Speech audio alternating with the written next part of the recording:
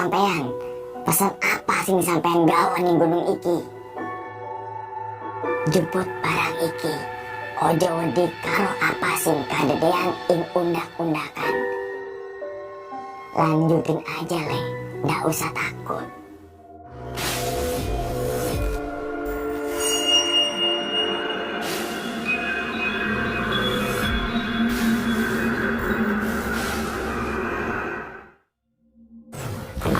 Wih, ilmu baru. Keren juga.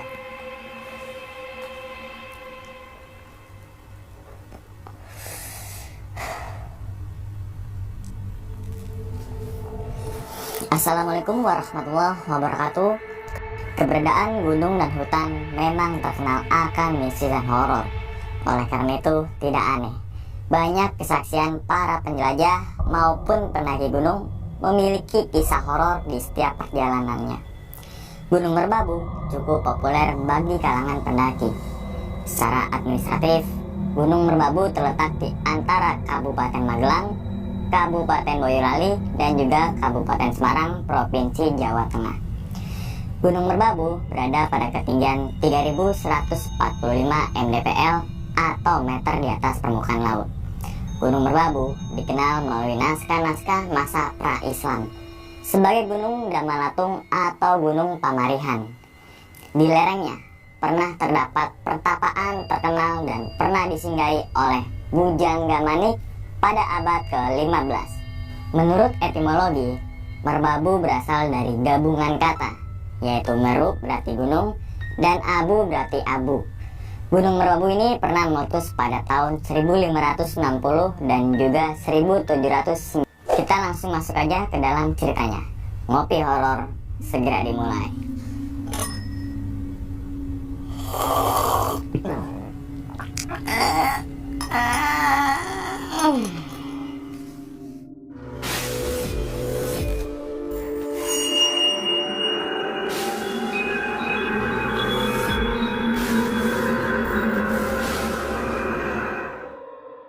Pada video kali ini atau pada kesempatan kali ini, gue akan membawakan cerita dari Ray ketika melakukan pendakian ke Gunung Merbabu pada tahun 1998. Pada pendakian kali ini berjumlah 6 orang, yaitu Ray, Sio, Lukman, Polan, Nando, dan juga Eriko. Pada tanggal 7 Juli 1998, yaitu tepatnya tanggal merah dan juga momen kenaikan kelas 3 SMA, mereka berenam ketemuan di titik kumpul yaitu stasiun Kota Beos di jam 10 pagi.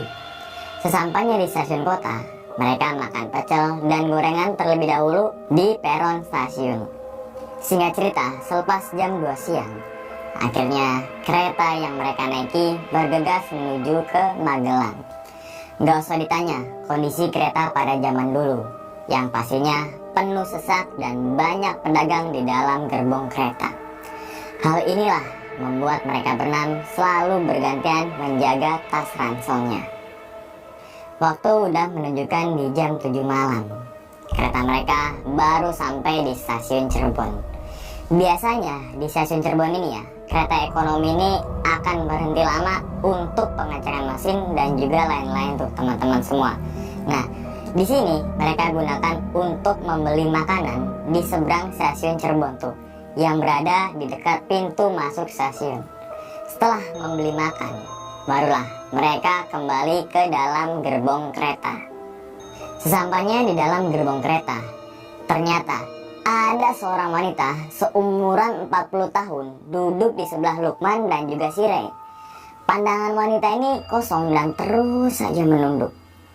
Hampir 5 menit lamanya, tiba-tiba wanita itu memberi sebuah kertas ke Lukman dan juga Ray itu. Dan kertas tersebut bertuliskan aksara Jawa. Kemudian wanita tersebut berdiri tuh, sambil ngomong ke Ray dan juga si Lukman. Ojo lali oleh sampean masuk pelataran mau tulis tanam iki di tanah. Kemudian wanita tersebut berjalan meninggalkan Ray dan juga Lukman. Gak beberapa lama setelah wanita tersebut menghilang, terdengar suara peluit panjang yang artinya adalah kereta mereka akan berangkat kembali. Singkat cerita, entah sampai di stasiun mana, Ray terbangun dari tidurnya.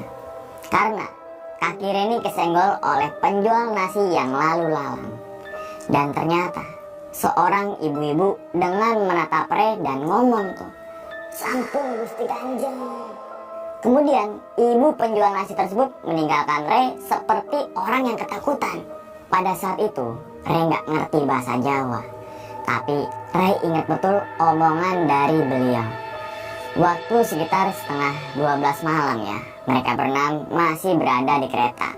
Gak banyak suara dari penumpang lain tuh, karena kebanyakan sudah terlelap dalam mimpi. Akhirnya Ray dan Polan duduk di bagian bordes kereta atau sambungan antar gerbong gitu ya, dengan dialasi oleh koran. Sementara 4 teman lainnya udah dapat tempat duduk. Dan gak lama kemudian Lukman manggil Ray dan Polan tuh ya saat itu. "Woi Ray, Lan, ada yang kosong nih." Ternyata ada kursi kosong di sebelah Lukman. Akhirnya Ray dan juga Polan langsung ngangkat ranselnya menuju ke arah Lukman. Singkat cerita, sampailah mereka di stasiun Lempuyangan di jam 2 dini hari. Teman dari Eriko ternyata udah nunggu di depan stasiun tuh teman-teman semua, sambil bawa mobil pick up milik pamannya Eriko. Akhirnya mereka semua langsung naik ke mobil bak itu dan langsung bergegas menuju ke Magelang. Sekitar beberapa jam di atas mobil pick up ya. Akhirnya mereka sampailah di base camp Wekas di pagi hari. Di sini mereka langsung sarapan dan juga packing ulang. Dan gak lupa juga untuk mengurusi Maksi terlebih dahulu. Paman Eriko yang bernama Pak Lediran memberikan nasihat ke semuanya. Jangan sembrono di gunung, saling asa, asi, asuh bila perlu. Dan tepat di jam setengah 10 pagi, akhirnya mereka memulai pendakian. Trek dari base camp menuju ke pos 1 ini akan melewati rumah warga dan ladang penduduk terlebih dahulu. Gak jauh selepas pemukiman warga, terdapat makam di samping jalur. Kemudian Eriko memberikan instruksi. Di depan ada makam Kasubuhan, jaga tutur kata ya. Setelah melewati makam tersebut, jalur sudah mulai menanjak dengan tanah yang padat. Setelah 2 jam lamanya, akhirnya mereka berenam sampai di pos 1. Di pos 1 ini, mereka gunakan untuk istirahat sejenak. Dan tak berselang lama, sekitar 5 menit lamanya ya, akhirnya mereka lanjutkan perjalanan kembali menuju ke pos 2. Nah, dari pos 1 menuju ke pos 2, treknya juga hampir sama tuh teman-teman semua, yaitu berupa tanah yang padat. Dan singkat cerita saja ya, sampailah mereka di pos 2. Nah, di pos 2 ini ada tanah lapang yang luas gitu kan, dan cocok untuk mendirikan tenda. Dan terlihat juga ada beberapa tenda dari pendaki lain di pos 2 ini. Di pos 2 ini mereka gunakan untuk istirahat sejenak dan hanya ngelonjorin kaki aja. Kemudian Eriko memberi aba-aba tuh. Sebentar lagi hujan nih, siapin ponconya ya semuanya. Nah, mereka berlima nih saling tatap-tatapan. Kenapa sih saling tatap-tatapan? Karena cuaca pada saat itu sangatlah cerah. Dan akhirnya mereka melanjutkan perjalanan lagi menuju ke pos berikutnya. Dari pos 2 menuju ke pos berikutnya, jalurnya ini berupa bebatuan bercampur tanah dan berkelok. Setelah 3 jam lamanya, akhirnya mereka sampai di persimpangan tuh. Di sini ada 3 persimpangan pertemuan jalurnya, yaitu jalur Wekas, jalur Cuntel, dan juga jalur Tekelan. Di pos persimpangan ini, mereka memutuskan untuk beristirahat sejenak sambil ngerokok sebatang, 2 batang, sebungkus, 1 slop, 1 pabrik. Dan setelah dirasa istirahat ini sudah cukup, akhirnya mereka melanjutkan perjalanan dan mengambil jalur ke arah kanan yang menanjak. Singkat cerita, hari mulai sore. Dan benar saja ucapan dari Eriko. Tiba-tiba angin mulai kencang dan mendung. Disinilah awal teror dimulai. Sekitar 20 menit berjalan, tiba-tiba Sio dan Nando yang berada di posisi belakang itu hilang. Nah, mereka berempat ini panik dan teriak-teriakan tuh sambil manggil namanya Sio dan juga Nando. Sio, Nando, terus saja berulang gitu kan. Dan sekitar 5 menit kemudian, Shio dan Nando muncul dari kabut dengan pandangan kosong dan sambil nunduk. Di sini Rei nggak ada rasa curiga sama sekali. Yang penting temannya udah ketemu. Karena hari udah mau gelap, akhirnya Rei nyalain senter dan Polan nyalain lampu badainya. Di saat Rei dan juga Polan lagi siap-siapin lampu penerangannya, tiba-tiba Shio ini jongkok sambil ngeluarin cermin tuh. Nah, cermin tersebut ditunjukkan mereka berempat dan cerminnya itu mengarah ke bawah jalur. Dan ternyata terlihat samar-samar ada sosok anak-anak kecil dan bapak-bapak tua dengan ikat kepala. Dan ketika Rei menolehkan pandangan dari cermin, ternyata sosok tersebut gak ada. Di sini Rei mulai merasa ada sesuatu yang gak beres. Bulu kuduk pun seketika itu berdiri semua, dari atas kepala sampai bawah kaki. Gak lama setelah kejadian tersebut, tiba-tiba hujan turun dengan intensitas yang sangat sedang. Dan di saat hujan itu, mereka terus melanjutkan perjalanan menuju ke pos berikutnya. Jalur yang akan mereka lalui adalah perbukitan dengan trek naik turun yang biasa disebut trek punggungan sapi. Dalam perjalanan itu, tiba-tiba Nando nangis dan karena tuh udah gak kuat jalan gitu. Sedangkan si Lukman yang dari tadi diam, tiba-tiba ketawa sendirian. Di sini suasana mulai mencekam. Banyak suara liris panjang perjalanan dan seperti banyak orang ada di kanan dan juga kiri jalur. Singkat cerita, mereka memasuki trek sempit dengan tepian kiri jurang yang dinamakan Jembatan Setan. Di Jembatan Setan ini, punggung Rei itu tiba-tiba berat. Rei ini seperti membawa beban 3 ransel. Akhirnya mereka berenam terus melanjutkan perjalanan dengan posisi Eriko di depan, disusul oleh Lukman, Shio, Nando, Polan, dan Rei berada di paling belakang atas sweeper. Suasana saat di Jembatan Setan begitu gelap karena mereka berenam hanya membawa 2 lampu penerangan, yaitu 1 lampu senter dan juga 1 lampu badai. Di tengah jalur Jembatan Setan, Eriko yang posisinya di depan tiba-tiba jatuh menimpa si Lukman, Shio, dan juga si Nando tuh. Rei dan Polan pun langsung kaget bukan main karena terbawa oleh suasana yang gelap dan juga mencekam. Ternyata di saat mau nolongin keempat temannya itu, 1 senter yang dipegang oleh Eriko itu mati. Akhirnya Rei nyenterin muka teman-temannya sambil bangunin satu persatu tuh. Senterin lagi, bangunin lagi gitu kan. Senterin lagi, bangun lagi, lepas lagi. Dan ketika Rei bangunin Shio, tiba-tiba dia nunjuk ke muka Rei dan ngomong tuh, "Hei sampean, pesan apa sih sampean gawa di gunung iki?" Saat itu Rei keinget pas di stasiun Cirebon, yaitu sosok perempuan ngasih kertas bertuliskan aksara Jawa. Langsunglah si Rei ngambil kertas itu di tas pinggangnya, ya gini gitu kan, dan nunjukin ke arah Shio yang lagi kerasukan itu. Kemudian Shio ngomong lagi, "Jemput barang itu, ojo ngedip kalau apa suka dedean ing undak-undakan. Sampeyan ngambil waktu iki ing waktu, ojo kidelam maneh." Gak lama setelah Shio ngomong kayak gitu, tiba-tiba Shio pingsan tak sadarkan diri. Dan setelah 10 menit Shio pingsan, akhirnya Shio sadar. "Rei, lo duluan ya di depan," ucap Eriko. Nah, di sini Rei tuh kaget. "Kenapa kok jadi gue ditunjuk mimpin pendakiannya?" ucap Rei dalam hati. Saat itu, Polan langsung bisikin ke arah Rei tuh, "Udah Rei, duluan aja. Tapi jangan angkat kepala lo. Fokus nunduk ke arah jalur aja." Akhirnya Rei langsung bergegas melewati kelima temannya sambil tertatih-tatih. Karena kenapa?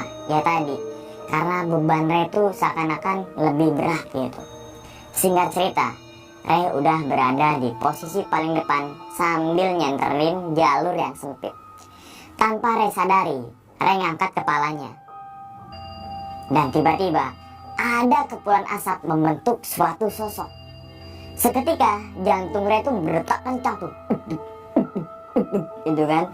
Dan karena Eriko yang berada di belakangnya Ray, mulutnya itu komat kamit sambil baca-baca doa yang ia bisa. Akhirnya Ray beranikan diri untuk terus berjalan melewati sosok kepulan asap itu. Dan ketika melewati kepulan asap itu, tiba-tiba ada suara auman harimau. Di sini Ray langsung teriak sambil nunduk tuh, "Ampun bah, ampun bah." Nah, gak lama setelah Ray itu teriak, Eriko langsung mendorong Ray dari belakang sebagai kode untuk terus jalan. Akhirnya Ray terus berjalan lagi dengan keadaan nunduk sambil ngeliatin jalur. Di tengah perjalanan antara percaya dan gak percaya, di sisi sebelah kanan si Ray itu ada sosok wanita yang Ray temui di stasiun Cirebon. Dan wanita itu ngomong, "Lanjutin aja Le, gak usah takut." Akhirnya Ray udah gak berani lagi liatin ke arah kanan jalur dan kembali melanjutkan perjalanan sambil nunduk. Karena rasa penasaran, Ray mencoba ngeliat ke arah kiri.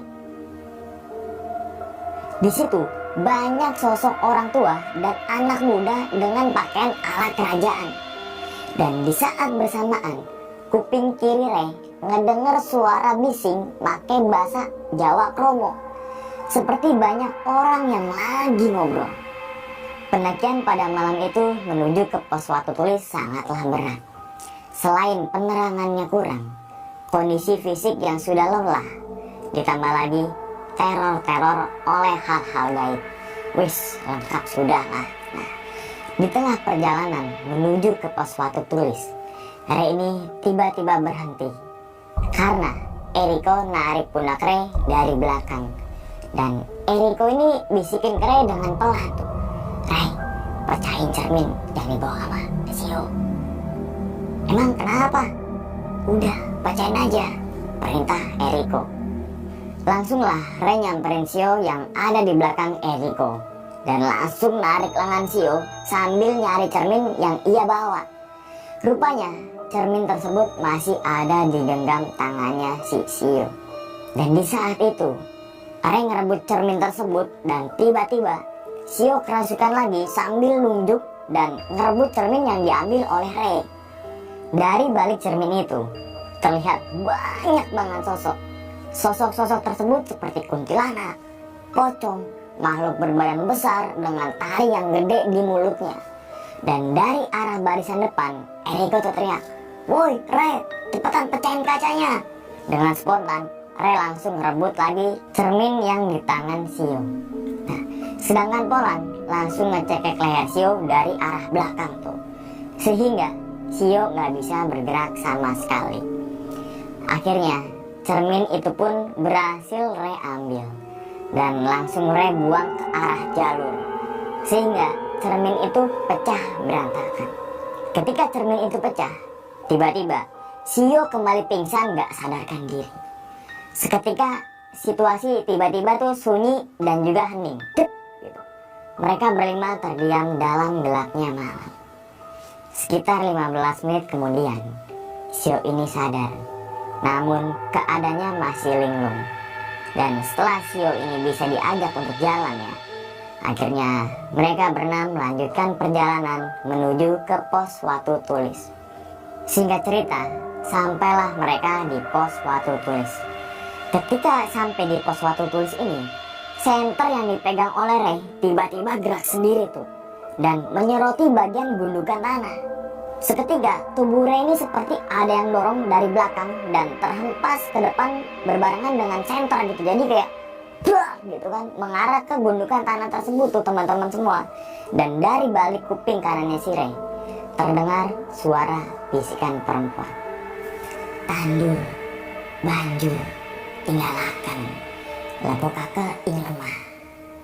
Tiba-tiba badan Ray itu nunduk gitu kan, sambil lengan kirinya merogoh tas pinggangnya tuh dan mengambil kertas pemberian wanita misterius tersebut saat di stasiun Cirebon. Seketika itu juga Ray langsung pendam kertas itu di gundukan tanah. Gak lama setelah Ray pendam kertas itu, Tiba-tiba bagian tanah tersebut bergetar seperti gempa. Brrr, dan terdengar suara lirih ketawa perempuan. Di saat itu juga Ray terjatuh ke tanah. Polan dan Eriko pun langsung nyamperin Ray dan ngomong, "Ayo Ray, kita lanjut jalan lagi. Kita harus sampai di puncak Genteng Songo malam ini juga," ucap Eriko. Akhirnya mereka berenam melanjutkan perjalanan lagi menuju puncak Genteng Songo. Di tengah perjalanan mereka dihadapkan oleh dua jalur. Satu jalur agak landai dan satu jalur agak terjal. Eriko pun memberikan instruksi untuk ngambil jalur yang landai. Hampir 12 jam lamanya mereka sampailah di puncak Genteng Songo. Di sini Lukman langsung mendirikan 2 tenda. Dan setelah tenda itu sudah berdiri, Lukman langsung membawa masuk Shio dan juga Nando yang sudah kelelahan dan juga kedinginan. Jadi satu tenda berisi Ray, Polan dan juga Lukman, sedangkan satu tendanya lagi berisi Eriko, Shio dan juga Nando. Singkat cerita, pada jam 12 malam Eriko masuk ke tenda Ray sambil ngomong tuh, "Ray, kita tidurnya gantian ya, harus ada yang jaga malam. Pagi-pagi kita langsung turun." Akhirnya mereka bertiga pun mengiyakan perkataan si Eriko. Dan pada saat bermalam di puncak Genteng Songo, gak ada kejadian di luar batas nalar, atau bisa dikatakan aman-aman aja tuh teman-teman semua. Tak terasa waktu sudah menunjukkan pukul 6 pagi. Mereka langsung membuat sarapan dan langsung packing. Dan tepat di jam setengah 8 mereka berenam langsung turun menuju ke base camp Wekas. Nah, di saat perjalanan turun itu, mereka melewati tempat mereka lalui semalam. Dan tepat di pos Watu Tulis, mereka berhenti sejenak dan mengingat kejadian akan semalam itu. Dan 5 menit berada di Watu Tulis, akhirnya mereka melanjutkan perjalanan menuju ke Jembatan Setan. Ketika sampai di Jembatan Setan, mereka ini semua kaget karena jalurnya sempit dan juga curam. Gak kebayang deh kalau semalam salah satu dari mereka itu terperosok ke dalam jurang. Dan singkat cerita teman-teman semua, sampailah mereka di base camp di jam 12 siang. Ternyata Paman Eriko sudah menunggu. Setelah melihat mereka berenam ini datangnya, beliau langsung mengarahkan mereka menuju ke mobil pick up. Akhirnya mereka semua langsung naik ke mobil pick up dan menuju ke rumah Paman Eriko yang berada di Kali Adem. Singkat cerita, sampailah mereka di rumah Paman Eriko di sore hari. Dan di rumah Paman Eriko ini, mereka sempat bercerita satu sama lain tentang keanehan-keanehan saat pendakian ke Gunung Merbabu. Dimulai dari Shio dan Nando. Ketika mereka hilang dan tersesat di dekat trek helipad, ternyata mereka berdua bertemu seorang gadis yang sangat cantik. Di sini, Shio dan Nando berebut mencari simpati gadis tersebut. Dan ternyata, sosok gadis tersebut berubah menjadi sosok yang menyeramkan. Dan sosok tersebut terbang melesat ke atas dan menghilang. Seng, gitu. Di sini, Shio dan Nando panik. Sampai akhirnya, 4 teman lainnya manggil-manggil nama mereka berdua. Pengakuan Shio dan juga Nando sepertinya lama banget mengikuti gadis tersebut gitu. Dan ketika Nando ini menangis selama perjalanan, dia nggak kuat akan sosok makhluk halus ngeliatin ke arahnya terus menerus. Dan sosok tersebut adalah gadis yang dia temui di bawah yang menjadi sosok menyeramkan. Dan Shio mengakui kalau cermin yang dipegang adalah cermin milik gadis tersebut yang tertinggal. Eriko juga menceritakan saat tiba-tiba dia terpental ke arah belakang tuh, yang nindihin Lukman gitu kan, Nando dan lain sebagainya. Ternyata ada sosok berbadan tegap yang mendorongnya sambil mengancam, "Kita semua nggak boleh turun sebelum tugas Ray mengubur kertas aksara Jawa di Watu Tulis dan harus memecahkan cermin yang dipegang sama si Shio." Makanya Eriko nyuruh Ray untuk jalan di depan. Sekarang versi si Lukman. Ketika Ray mau memimpin rombongan, otomatis kan Ray ngelewatin si Lukman terlebih dahulu ya. Dan di sini Lukman melihat tasnya Ray itu atau tas ranselnya si Ray ini apa ya? Ada yang didudukin oleh dua sosok anak kecil dengan tari yang panjang tuh. Dan si Lukman juga nggak mau diem gitu. Dia juga buka omongan. Dan sosok yang Ray lihat ketika ngelewatin kepulan asap, yang dilihat olehnya adalah sosok makhluk halus beraneka ragam gitu. Seperti ya tadi, Gondoruo, buta hijau, kuntilanak merah, dan juga kuntilanak hitam. Namun yang Ray lihat adalah sosok orang seperti zaman kerajaan. Orang-orang tersebut memakai kain sarung dan memakai seperti kemben, teman-teman semua. Dan Paman Eriko juga memberitahu mereka semua kalau sosok perempuan yang mengikuti Ray sejak turun dari stasiun adalah sosok berpengaruh di waktu tulis. Kertas tersebut dititipkan ke Ray karena sudah mengincar Ray dari awal. Dan Paman Eriko tidak menjelaskan secara terperinci. Ray ini adalah bukan anak indigo dan bisa menerawang orang-orang gitu. Kejadian seperti ini bisa Ray temui saat masuk ke pegunungan saja. Dan Ray juga nggak pernah mempelajari ilmu-ilmu atau ajian apapun. Yang jelas, semuanya sudah di luar batas nalar dan juga logika. Dan sekali lagi, mohon maaf apabila pengalaman dari Ray ada yang salah. Ray hanya mengingat-ingat saja dengan saksi teman pendakinya yang tersisa.